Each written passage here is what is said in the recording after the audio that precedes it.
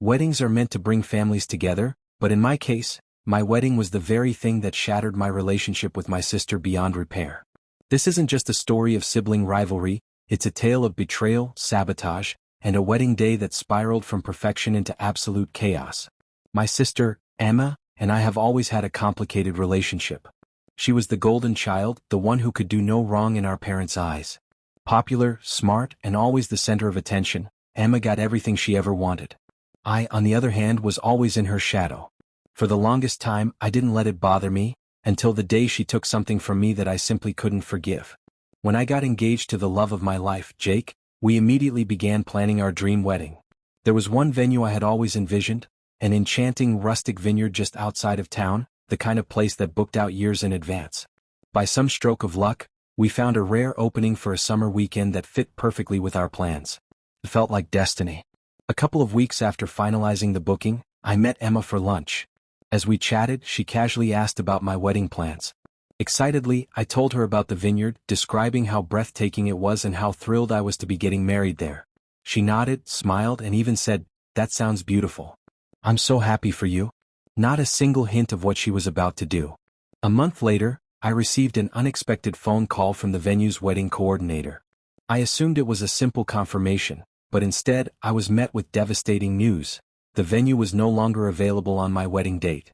Another couple had just booked it. My heart sank. How could this happen when I had signed contracts and made everything official?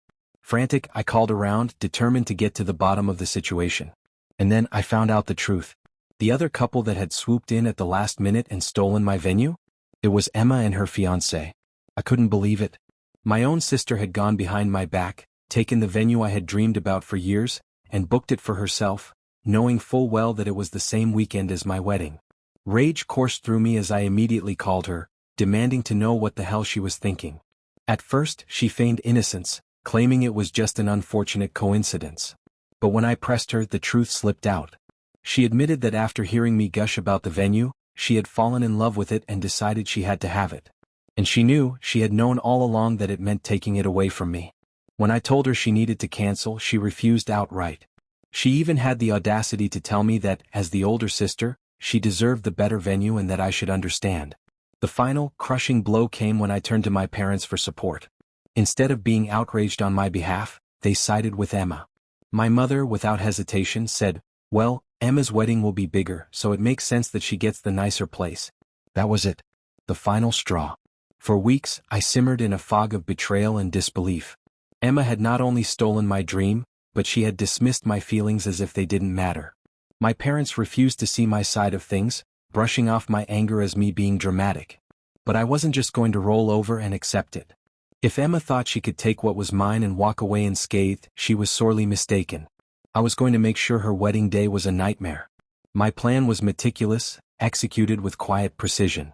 This wasn't some petty prank. I was going to completely ruin her perfect day. First, I hired a few people to pose as wedding guests, actors I found online, experts at blending in. Their task was simple: create chaos.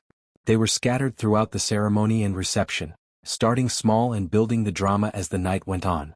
During the vows, a couple staged a loud, heated argument that drew every eye in the room, shattering the romantic moment. A woman accidentally spilled an entire glass of red wine down the front of Emma's pristine white dress just before the reception. The piece de resistance? A drunken guest stood up during the speeches and gave a rambling, humiliating toast that had absolutely nothing to do with the bride and groom, leaving the entire room in awkward silence. But that wasn't enough. I needed one final, devastating blow. Emma had been raving for months about her custom 5-tier wedding cake, a lavish masterpiece from the most famous bakery in town. She was obsessed with it, calling it the highlight of her reception. So, just days before the wedding, I made a little phone call to the bakery. Pretending to be Emma, I canceled the order.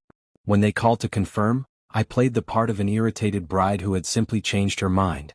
On the big day, as Emma basked in the glow of her stolen wedding, she suddenly realized her dream cake wasn't coming. Panic set in as the wedding planner scrambled to find a last-minute replacement. The best they could do? A lopsided, store-bought cake that looked like it belonged at a child's birthday party. The horror on her face was priceless. And just when she thought the day couldn't get any worse, the final bombshell dropped. One of mine guests had been secretly recording conversations throughout the night.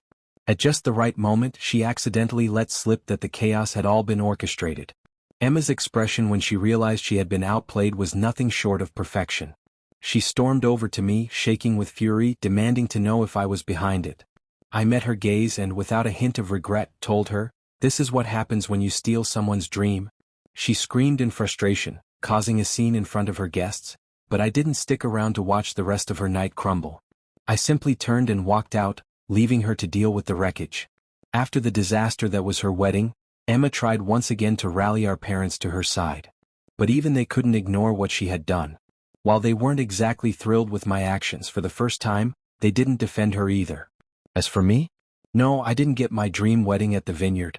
But I found something better, an even more stunning venue, untouched by betrayal. Jake and I are now planning a day that will be filled with love, surrounded by people who truly care about us. And Emma? She may have stolen my venue, but I took away her perfect day. Do I regret it?